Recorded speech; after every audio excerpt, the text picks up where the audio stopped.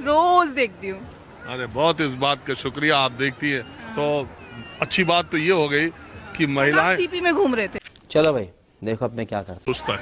Middle class के लिए देखिए सबसे पहला जो होना चाहिए वो इंफ्रास्ट्रक्चर वर्किंग होना चाहिए। बेहतर इंफ्रास्ट्रक्चर होगा, हेल्थ अच्छी होगी, हेल्थ सर्विसेज अच्छी होंगी, उसी में डेवलपमेंट चाहिए मिडिल क्लास को।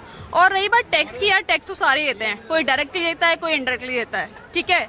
मेन जो फोकस है एजुकेशन। ये बात सही है, मिडिल क्लास के लोग ये बात बहुत हाईलाइट करते हैं, हम टैक्स देते हैं। अरे वो किसान भी टैक्स देता है, गरीब आदमी भी देता है, हर जगह टैक्स देता है। आप एक Our aim is to create jobs for more than a billion young. Pencil भी खरीदते हो आप, टैक्स जाता ही जाता है, पर वो इनडायरेक्टली जाता है, ठीक है। और दूसरा मुझे लगता है जिस हिसाब से डेवलपमेंट अभी आना चाहिए वो नहीं आया है। अरे मोदी जी कह रहे हैं जो काम 70 साल में ना हुआ देखो हम कर रहे हैं। जीडीपी पर कैपिटा क्या है?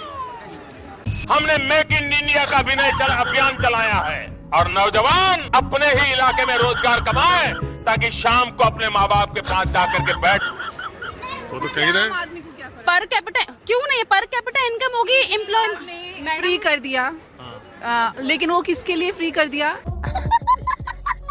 एक लोअर क्लास के लिए जो टैक्स नहीं देता। मैडम मैं टैक्स देती हूँ, मैं टैक्स दे रही हूँ और मेरे को कोई फैसिलिटी नहीं है। मैडम टैक्स सारे देते हैं। करें तो करें क्या, बोले तो बोले। जॉब सिक्योरिटी की बात देखोगे, अपार्ट फ्रॉम गवर्नमेंट जॉब, यहाँ पे जॉब आप जो एम्प्लॉयमेंट है वो क्राइटेरिया यहाँ पे क्या है, एम्प्लॉयमेंट क्या है यहाँ पे।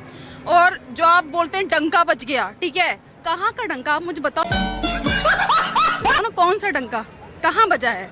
मुझे मोदी जी के नाम का डंका नहीं बज रहा देश दुनिया में। तो कहाँ पर मैडम वो सारी सर्विसेज हैं।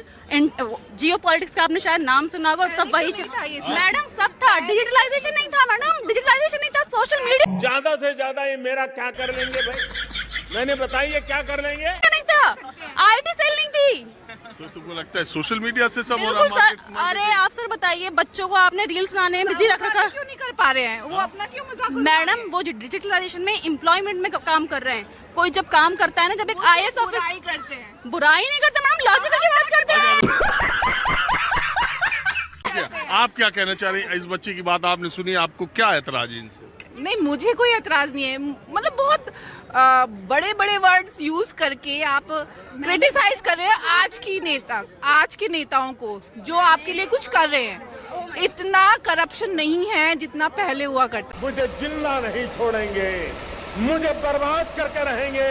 मैंने अरे भाई बोलने तो दो। मैडम का जवाब फैक्चुअल लेंगे। इलेक्टोरल बॉन्ड्स आज का सबसे बड़ा स्कैम है मैडम। अभी तक इससे क्या फर्क पड़ता है? आप इलेक्टोरल बॉन्ड्स के बारे में जानती हैं? मैंने देखा है कि 50 दिन मेरी मदद कर। ये बैन करा दिया है, मतलब सुप्रीम कोर्ट ने मना किया है कि ये they are not legal, right? नहीं, ऐसे कुछ सुप्रीम कोर्ट ने कहा जितने लोगों ने इलेक्टोरल बॉन्ड के जरिए पॉलिटिकल पार्टीज को पैसा दिया है। देखिए बहुत सारे लोग ये इलेक्टोरल बॉन्ड की जो बहस होती है तो उसमें मैं एक मिनट बता दूं, एक मिनट में बता दूं, तरीके से दूसरी तरीके से कुछ होने वाला खेल खत्म। ना कुछ लेन देन कर ही लेंगे। वो बंद हो गए तो कोई और तरीका ढूंढ लेंगे। वो हमारा लुकअप नहीं है। हमारा लुकअप है कि हम कैसे देखे जा रहे हैं ऑल ओवर वर्ल्ड।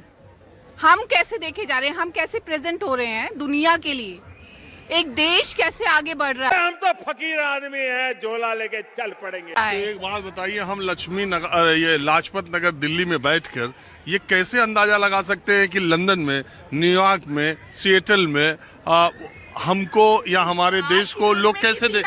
किसी ना किसी का रिश्तेदार कोई ना कोई कहीं ना कहीं बैठा हुआ है। कुछ होने वाला खेल खत्म।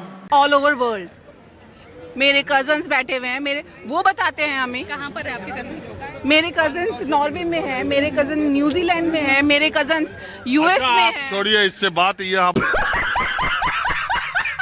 तो दोस्तों मेरा आप लोग को नमस्कार। दोस्तों आप लोग हमारी वीडियो को देख रहे हैं, इसके लिए आप लोग का बहुत बहुत धन्यवाद दोस्तों चलिए तो वीडियो को शुरू करते हैं बिना देरी के तो दोस्तों मैं पीछे अपनी वीडियो में आप लोग को दिखा चुका हूँ कि एक मैडम इनका कहना है कि विदेशों में हमारा बहुत ज़्यादा डंका बज रहा है। दोस्तों मोदी जी की वजह से हमारा विदेशों में बहुत नाम हो रहा है।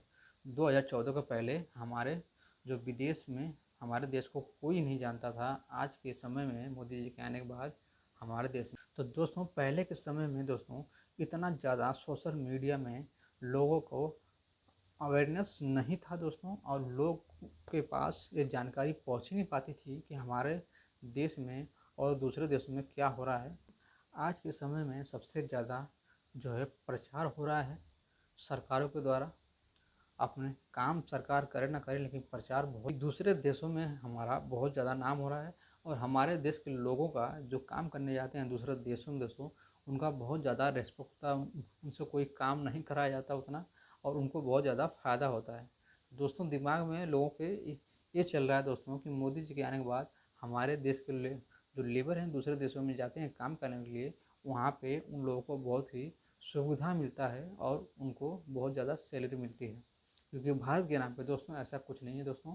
आप लोग जो है बिना अगर देखे या दोस्तों जाने क्लियर दोस्तों ऐसा नहीं विश्वास करना चाहिए दोस्तों, क्योंकि जो लोग वहाँ पे रहते हैं उन्हीं लोग को एक क्लियर बात मालूम होगा कि वहाँ पे क्या हालात है। हमारे जो भारत के लोग देख ही चुके हैं कि अमेरिका के साथ में क्या हुआ दोस्तों। वहाँ के जो हमारे नागरिक थे अमेरिका में गए थे जो काम करने के लिए, उनके साथ आप लोग देख ही चुके हैं दोस्तों क्या क्या नहीं हुआ। तो दोस्तों ऐसा कहना बिल्कुल भी गलत है कि मोदी जी के आने के बाद ये सब कुछ अच्छा हो रहा है। पहले कुछ भी नहीं था, हमारे देश को कोई जानता नहीं था, हमारा देश जो है नक्शे के बाहर था, विदेशों में दोस्तों इसको कोई नहीं जानता था दोस्तों, ऐसा बिल्कुल नहीं था।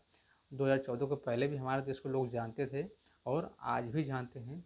चाहे पीएम कोई भी आ जाए और चला जाए दोस्तों, और नेता कोई भी बने, लेकिन हमारा देश है और रहेगा हमेशा।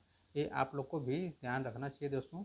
और ये कहना बिल्कुल गलत है दोस्तों, ये भक्ति करना बिल्कुल भी गलत है। ये हमारी वीडियो कैसी लगी आप लोग हमें ज़रूर बताएं।